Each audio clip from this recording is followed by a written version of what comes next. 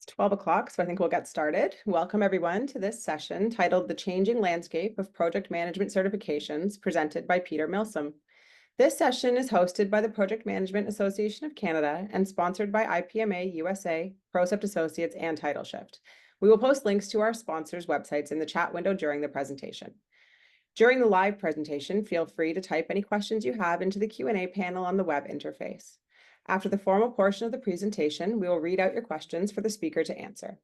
This presentation is also being recorded and will be posted later on YouTube for those who could not attend today. I'm going to turn things over to Peter in a moment. Peter is a highly credentialed project management consultant with long involvement in developing international PM standards. He has a remarkably long list of PM credentials, evidence that he has personal knowledge of the certification landscape. Peter is currently the Director of Certification for both the Project Management Association of Canada and for IPMA USA. Take it away, Peter. Excellent. Thanks, Lana. So I have the privilege, and thank you everyone for joining in today, to deal with the changing landscape of project management certifications. Let me get started with this. So the intent today is to go through a few slides. So we're going to deal with just the bizarre, I actually didn't realize this, but I did some research over the past few days, just the incredible selection and options for certifications. Also, just wanted to give a highlight of sort of a history of how these certifications have been continuously evolving over the decades. As usual, we'll have this is not a sales pitch, it's educational, but just, what are the benefits of project management certifications? We'll go through some of those. And probably more importantly, wrap up with just some of the emergent trends, future outlook in project management. And if you've got any questions, we can go through that. So let's start off with the selection and the options. Now, this is one of those pet peeves of mine. In certain communities, there's a perspective that the project management career paths follow this path. Team member, team lead, maybe work package, you become a project manager, maybe a major project manager, projects manager, program manager, portfolio manager. My experience is that less than 1% of 1% of those of us in the industry actually go through that process. What I think is more relevant is just being aware that there are a number of career paths and things to keep in mind. So what I've put here is just sort of what I would consider the foundational items one needs. Risk management, project controls, that goes without saying, costing and scheduling. But then asset lifecycle, value, benefits management, that's becoming a core competency now as well.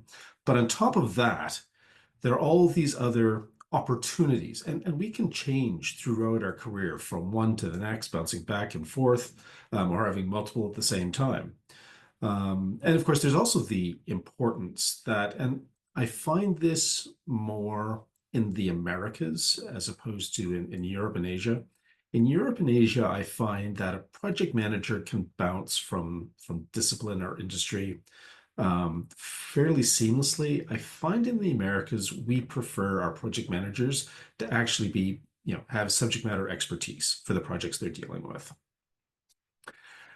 Apologies for those that I'm missing here. So literally, I spent an hour over the past week just coming up with some of the major certification bodies and their PM offerings. Once again, apologies if I've missed something that is on the list. You can always put it in the chat or let me know.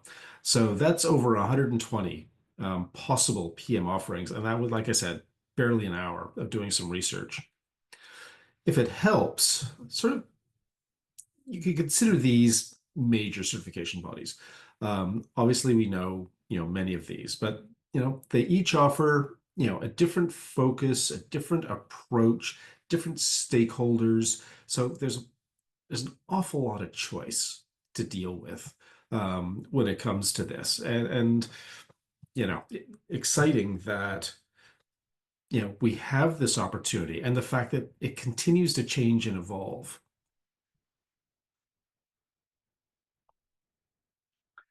So let's explore just some of the, the methodologies, if you will. So PMI.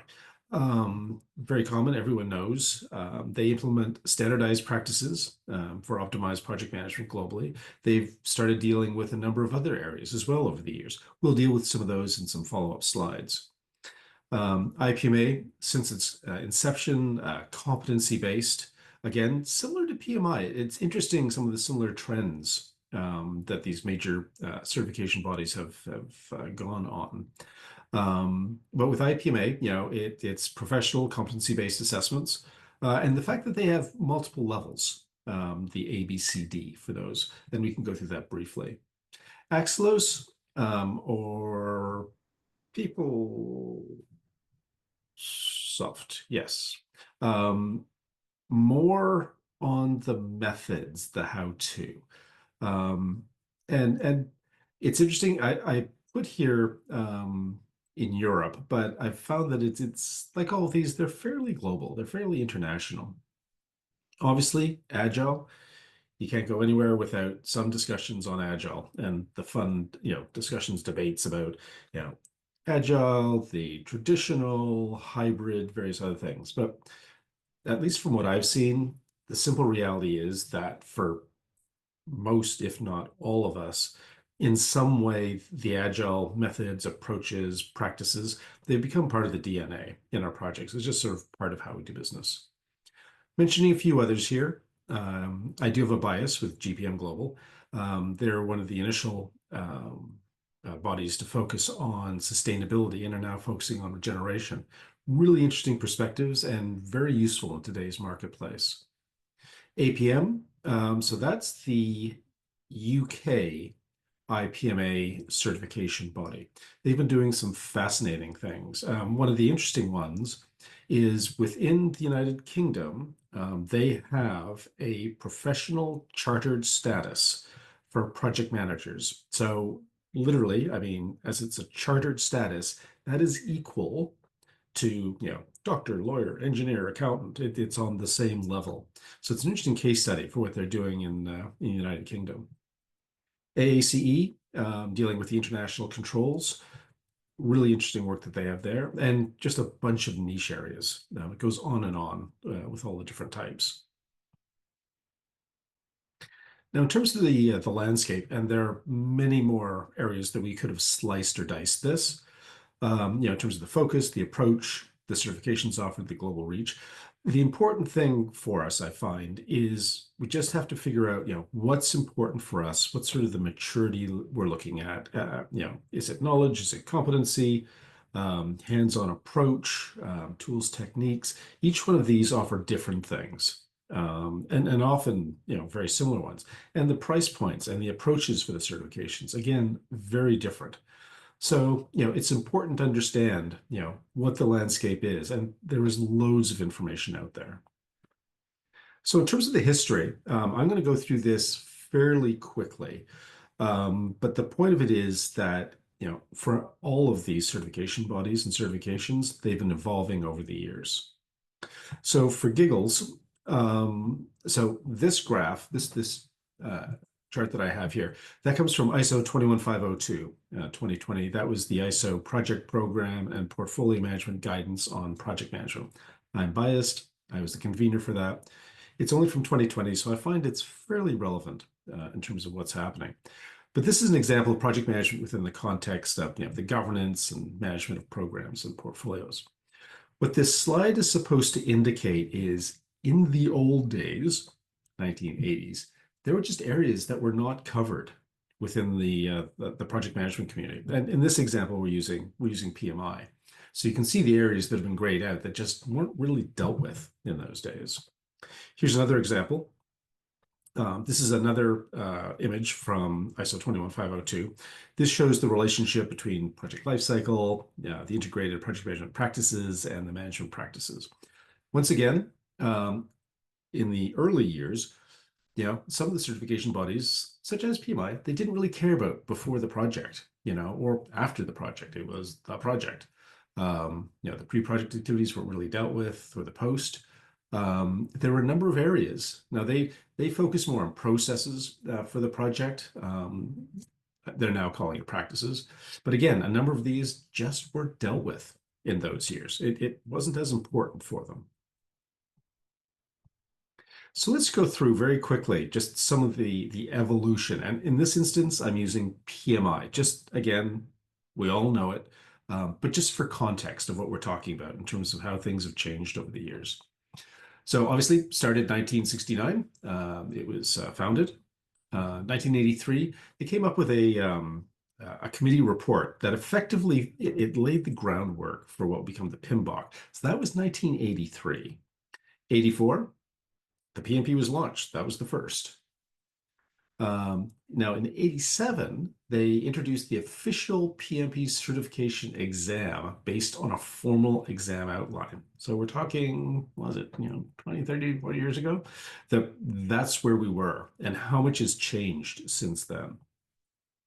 So 96, PMBOK 1. Now, it's an important consideration that it was more of a contractor perspective. So once again, as I mentioned before, it was not really pre-project material, strategic or asset lifecycle focused. No initial startup for the project before the contract was signed.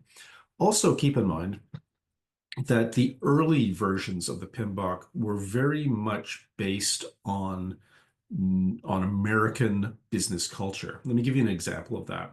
When I was working on some of the ISO project program portfolio management standards over the past 15 years, 10, 15 years ago, when we were talking about roles and responsibilities, the American Certification Institute didn't really want to discuss roles because roles meant cost for a person, and that wasn't a priority for them. Now, things have changed obviously over the years, but just an example of how that culture was embedded in their standards.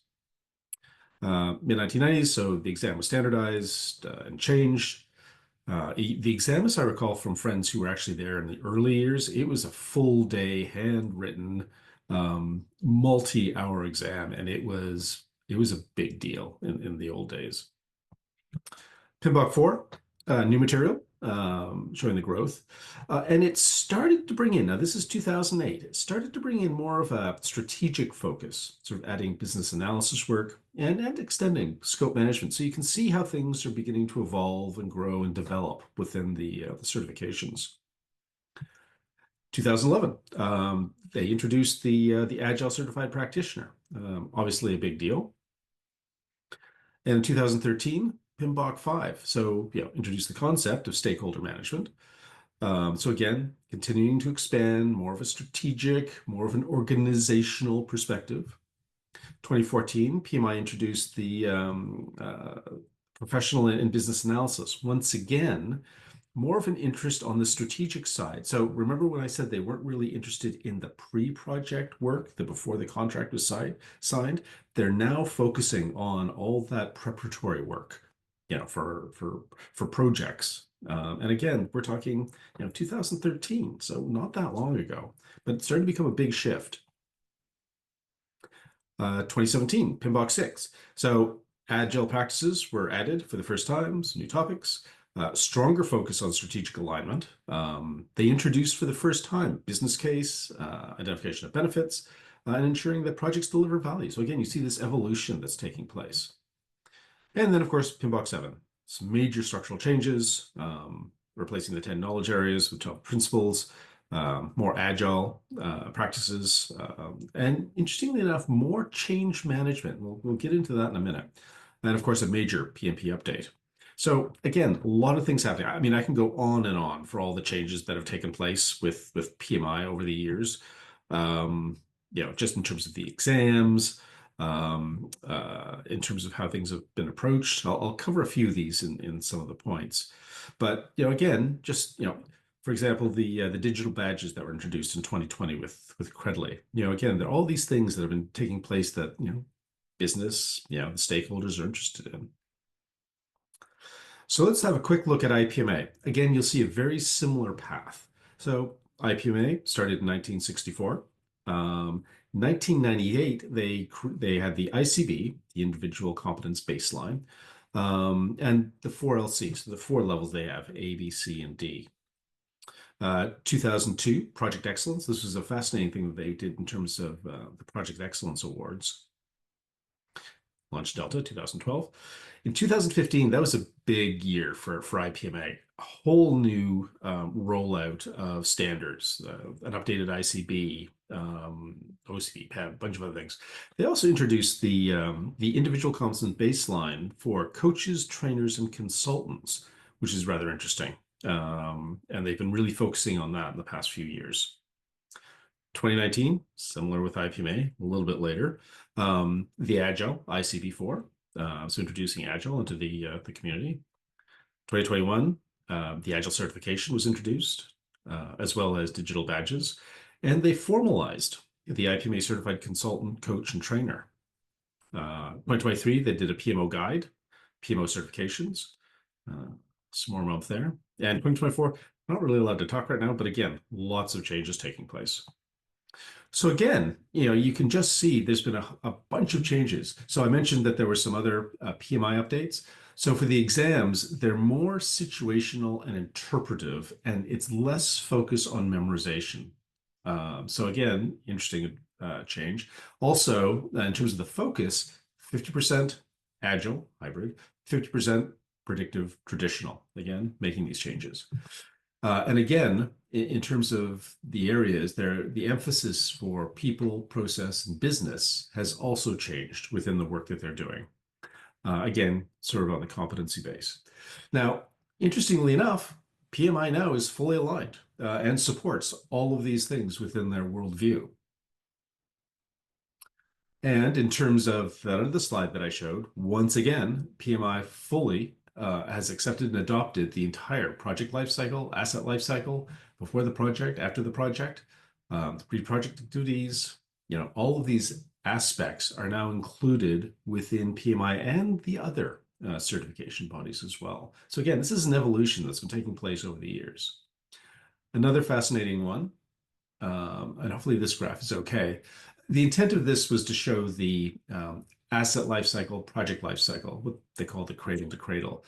All of these certification bodies are now recognizing the importance, of projects getting benefits, and how, you've got your initial projects, you've got your operations costs, operation maintenance costs, various things in terms of the implementation costs and others. But you have to know what your business case model is. The organization needs to know that, because are you getting value for the money that you spent? So you've spent X amount. Are you getting the return on investment? And even towards the end, are you taking into account divestiture costs, benefits from recycling, reuse, other things? So all of this, it's important for the business case, reducing risk, realizing benefits, all these other things. So again, organizations are more focused on that.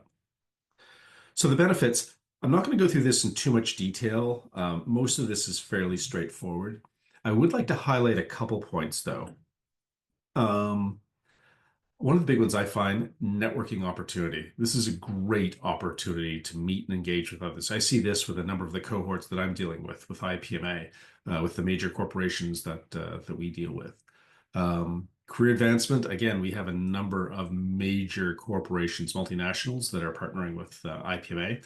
And this is what the organization and their clients want, are these certifications and knowledge that you have, you've demonstrated these competencies. So in terms of emerging trends and future outlook, I'm just going to fly through the next few slides. It's just to provide context. In terms of evolution of the professions, depending on how you look at things, certain professions are going to take a hit. This is a brilliant book if you ever get a chance to read it.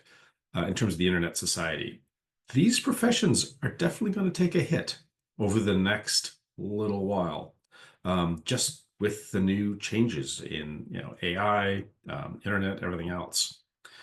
Interestingly enough, though, if you look at these, the question comes down to, do you feel as project managers that we have unique opportunities and skills and competencies that others may not have? I mean, fundamentally, project management is a people profession. So yes, there obviously will be an impact with computerization, AI, robotics, but we have a unique importance or value in terms of our other soft skills, if you will. And just reinforcing, I understand there's, in terms of show me the numbers, show me the proof of this, kind of hard to get the actual detailed numbers, but I think everyone will agree the transition in society from operations to projects, there's just more projects, and that is growing year over year, and we're all seeing that. So there's more demand. And just for context, in terms of the growth of projects, there's an estimate right now that 30% of the world's GDP is dedicated to projects. Now, just for giggles, say that that is the GDP. That means for 2024, an estimate of 32.4 trillion is spent on projects. Excuse me. But what does that mean? So here's a little context. All right. Just some fun numbers, just something to put all this into perspective. So 332.4 trillion seconds would take, what is that? Well, over a million years. So these are big numbers that we're talking about. Now, in terms of the emerging trends in PM certifications, obviously the AI integration is important. I always like to sort of offset this AI integration once again with the focus on soft skills and leadership. No matter what happens with AI, you still have to be experienced, you still have to be professional, you still have to know what questions to ask, what research to do, what tools to use, obviously, but also you have to know with the information you're getting back, does it make sense and is it appropriate? Obviously, the trends, Agile is going to continue. Micro-credentials is a big deal now, making it easier. Obviously, sustainable and regenerative focus, that is going to continue to become more and more importance in things. The business analysis point that was raised, again, business cases, benefits, value, making sure we have strategic alignment. All of this is important, making sure we understand that. Governance and management of change. Governance, hugely important right now and a big issue in many organizations. But also the management of change. Now, this is again going back to that asset lifecycle, project lifecycle. So we've started now dealing with the pre-project stuff, but the management of change is now the post-project stuff. So how do we handle that acceptance, adoption, integration of the changes into the organization? Well, that's management of change. Again, another important area to focus on. Data analytics. This is one thing I'm finding that the CBs really haven't done a lot of work. Some have started, many have not done a lot of work. I think this will be a huge area of growth for our profession in terms of just basic probability, statistics, data, getting the right information, getting access, knowing what to do with it, knowing how to present it, knowing how to deal with it. I think that's going to continue to be a big ticket item. So in terms of the future outlook, just going to turn this off. Obviously for us as project managers, but also for us in terms of project management certifications, we should be looking, to having a leadership position so that we have a unique service offering. Obviously utilizing the technology and the solutions that are out there. Collaboration becoming more and more important, being able to deal with that. Engagement. Once again, as I mentioned, the skills, the soft skills, the continuous learning, very important. As we've seen, this continuous adaptation, just within the project management community, but certifications to adopt to business needs, ongoing innovation, the integration, we mentioned that. And again, things are going to continue to change. We don't know what's going to be happening tomorrow or the next day. So, keeping an eye on that. So as we wrap up, and we'll have a few minutes for questions afterwards, again, just the importance of certification. Once again, this is not a sales pitch. We're not selling anything. It's more just awareness and some perspectives to consider as you look at the landscape and what do you want to, learn, continue to evolve, improve on. Obviously, certification bodies are evolving. It's a big discussion we're having now within the IPMA CBs. How do you deal with AI tools that can automatically answer your multiple choice questions? Or your open source questions. How do you make sure that the proctoring is there and you can deal with all these things and you're asking the right types of questions, similar to what PMI is doing in IPMA. They're focusing more on real world experience questions that you need as opposed to just facts and memorization. The emerging trends we've discussed. Again, diverse options. There's so much out there. And again, what we're seeing now is just more tailored, professional development and the future focus. Organizations are continuing, the micro learning, the badges, task-based learning, all of this is continuing to evolve. So with that, I think I've covered off everything that I wanted to. So I'm going to end with this and hand it back over to Alana to see if there are any questions or comments or anything you'd like to discuss. Thank you so much, Peter, for a very informative session. There are no questions at the moment. Oh, we have a question. Okay, a reminder to everybody else, if you do have a question, just type it into the Q&A panel and I'll read it out so Peter can answer. So Okay. our first question is, do you see value in certifications in disciplined agile? That is one of the areas that I have not studied or taken certification in. However, for my peers who have taken it, they all speak very highly of it. Again, there's interesting, so PMI purchased Disciplined Agile, and the sort of debates between sort of the ACP and the Disciplined Agile. They each offer different things. But from what I've heard, yes, it provides value.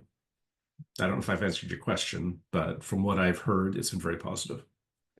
Okay, and we have another question. Are there certifications from PMI regarding change management? They have a guidebook. They have a handbook that they did years ago. Right now, there isn't. Actually, Kevin and I were just discussing this yesterday. So, PMI went out and has purchased, various organizations, associations, certifications. We're kind of expecting them to do something like that for change, for management of change, because again, as I mentioned, that whole asset lifecycle, project lifecycle, they want to focus now more on that other end, the after the project, the acceptance, adoption, integration of change. So I would expect that there's going to be some changes in that space coming up. But no, right now they don't have a formal one. Okay, we have a question from Suzanne. Are there any partnerships between bodies to be able to leverage continuous learning? For example, I have both PMP and CMP certifications, but there is a lot of overlap between the disciplines. There is incredible, and that's been an ongoing debate. So what I can speak for IPMA. IPMA has something called recognition of prior learning and accomplishments. So it makes it easier for you to take another exam or certification. Less cost, less exam questions, less things. APM does a similar thing. They've recently made it easier for PMPs, I believe, to go for the chartered status. So that's again recognition of prior learning. Oh, and GPM Global also offers recognition. So a lot of these associations recognize that. Like, why do you have to keep doing the same thing over and over again? If you've already accomplished this, it should be recognized. It should be cheaper, faster, easier for you to get these other certifications. Does that answer the question? I think so. Okay, last chance to ask questions.